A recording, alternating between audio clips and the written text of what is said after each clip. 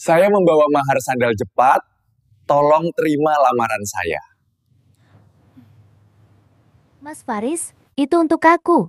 Tanya Ayuni, kemudian berlari, meraih satu set perhiasan berlian di atas mobil Fortuner. Riz, itu kamu yang belikan, kamu bahkan belum pernah belikan mama perhiasan berlian satupun.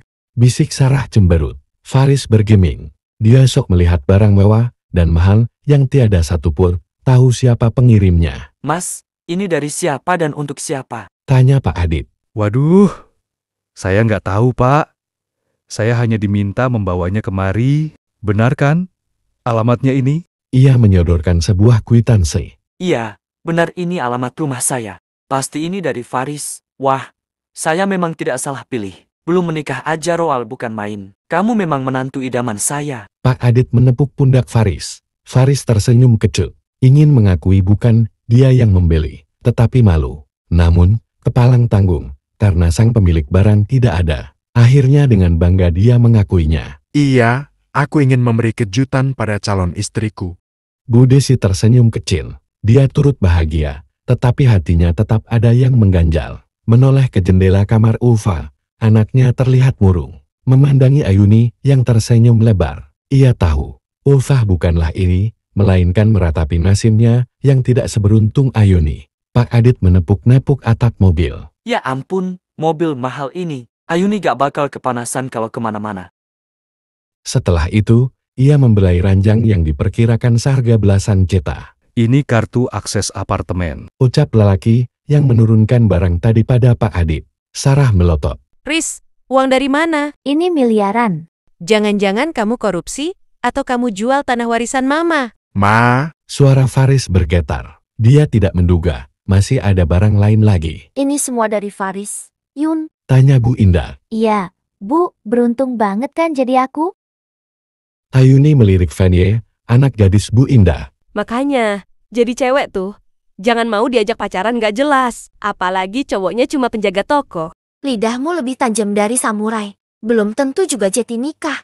Sahut Fania. Apa katamu? Kalau Mas Faris sudah keluar banyak uang, mana mungkin dia mau melepaskanku? Rugi, dong. Secara, aku ini kembang desa. Pasti ramai yang menginginkanku. Sahut Ayuni sambil membelai kalung berlian di lehernya. Untung banget jadi kamu, Yun. Udah gak pernah kerja. Dilamar laki-laki tajir. Hidup enak seumur hidup ini namanya. Sahut tetangga lain. Senyum Ayuni makin lebar, melangkah jumawa mendekati Faris. Mas, makasih ya. Gak nyangka kamu ngasih kejutan seperti ini. Iya, kamu memang pantas mendapatkannya. Dada Faris bergemuruh hebat karena takut ketahuan. Tak lama berselang, bunyi motor yang memekakkan telinga terdengar. Abian datang. Wajahnya tenang sambil tersenyum. Mana barang yang saya minta? Pasti kamu tak sanggup kan? Tanya Pak Adit mencibir. Nih, lihat yang cocok jadi mantuku, kayak Faris ini. Mampu membeli barang mewah. Kalau kamu, maharnya aja sandal jepit bekas. Pak Adit tertawa menatap kekalahan Abian, tetapi Abian malah terlihat santai. Maaf, Pak Adit, barang ini saya yang beli sesuai permintaan Bapak kemarin. Tubuh Pak Adit hampir limbung. Wajahnya tiba-tiba memucat. Kenapa dia bisa tidak menyadari? Mungkin karena kemarin dia asal-asalan saja menyebutkan berbagai barang mahal agar Abian tidak bisa memenuhinya. Namun, kenyataannya pria itu malah berhasil memenuhi syarat yang ia minta. Hei, jangan ngaku-ngaku. Ini pemberian Mas Faris untukku. Ujar Ayuni kesal. Abian mengernyit melihat perhiasan itu dipakai Ayuni. Maaf, semua barang ini, termasuk perhiasan yang kamu pakai itu dari saya untuk kakakmu. Tolong dilepas. Ini kamu yang beli. Ayuni memegang erat kalung di lehernya. Siapa yang akan percaya? Ngaca, dong, pakaianmu aja lusuh gitu. Mana mungkin punya uang beli semua ini? Wanita cantik itu menoleh Faris. Ini kamu yang beli untuk aku, kan, Mas? Ini kamu yang beli untuk aku, kan, Mas? Faris gelagapan. Jawab, Riz, kamu atau dia yang beli? Desak Sarah. Sedangkan Ardi menatap dalam padaannya. Iya, memang aku yang belikan untuk Ayuni. Kenapa kamu malah ngaku-ngaku? Gak punya malu sama sekali. Faris mengakuinya tanpa ragu, sehingga semua orang percaya. Kedua orang tuanya saling lampar pandang. Uang dari mana? Ma, kamu gak apa-apa. Ardi menyambut tubuh lunglai istrinya. Abian tersenyum kecil sambil menggeleng. Ada perasaan heran sekaligus iba karena mereka melakukan apa saja demi terlihat kaya tanpa memikirkan harga diri. Faris, kalau kamu memang membeli barang ini, tolong tunjukkan bukti pembayarannya, saya mau lihat. Faris kelabakan. Seketika, dia memiliki ide. Tangannya sigap merogoh saku celana. Waduh, kwitansi tadi mana? Ya, Ia menoleh papanya. Pa, ada lihat kwitansiku gak? Mana papa tahu? Abian tertawa dalam hati. Pak Ardi, satu kwitansi ada pada Bapak, kan? Coba lihat, siapa nama pembelinya.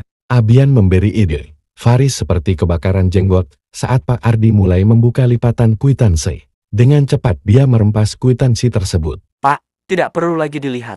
Sudah jelas aku yang beli. Mana mungkin dia? Kan? Kita semua tahu pekerjaannya apa.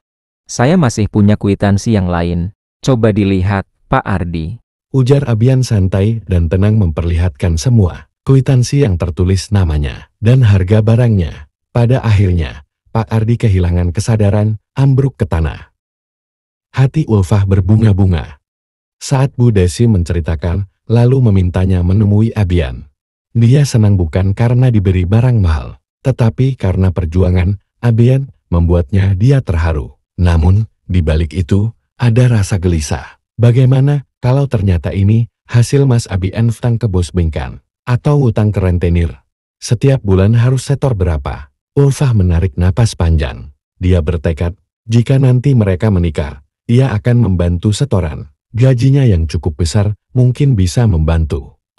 Dia sudah tidak akan memberikan seluruh gaji pada ayahnya. Sekarang, hanya keluarga Pak Adit dan Abian, kepala desa itu, sudah siuman. Sedangkan Faris dan keluarganya pulang setelah Ayuni mengamuk pada Faris.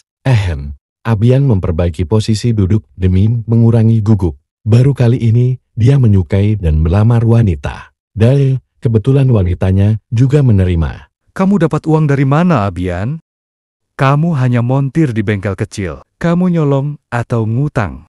Cecar Pak Ardi melotot. Bu Desi dan Ulfah tenang meskipun jantung mereka berdetak tak menentu. Mereka juga mempertanyakan hal yang sama. Harapannya, jangan sampai Abian hutang ke rentenir, bisa bahaya. Maaf, Pak Ardi, saya tidak melakukan keduanya. Lalu, dari mana kamu dapat uang miliaran? Kamu jangan sampai membuat nama saya terseret dan ikut penjara karena ini. Hardik Pak Ardi, bukannya mengkhawatirkan Ulfah yang akan ikut menanggung beban setelah menikah. Dia malah memikirkan diri sendiri. Itu tabungan saya bertahun-tahun, Pak. Usia saya 35. Selain jadi montir, saya punya usaha kecil-kecilan. Sebagai bujangan, saya bisa menabung pelan-pelan. Jawaban Abian terasa masuk akal. Bu Desi dan Ulfah merasa lega. Jadi, bagaimana, Pak? Apakah lamaran saya kali ini diterima? Iya. Pak Adit membuang muka. Tidak ada alasan lagi baginya untuk menolak. Dia kalah telak. Ayuni, saya minta kalung yang masih ada di lehermu, tolong diberikan pada kakakmu. Permintaan Abian sontak membuat Ayuni menutup kalung dengan tangannya. Iya, kalung itu milik mbakmu. Tegur Bu Desi. Dengan berat hati Ayuni mengempasnya di atas meja depan Ulfah. Nih, ambil. Aku gak butuh. Nanti Mas Faris juga akan beli untuk aku. Pak, Bu, saya meminta izin untuk membawa Ulfah bertemu orang tua saya hari ini.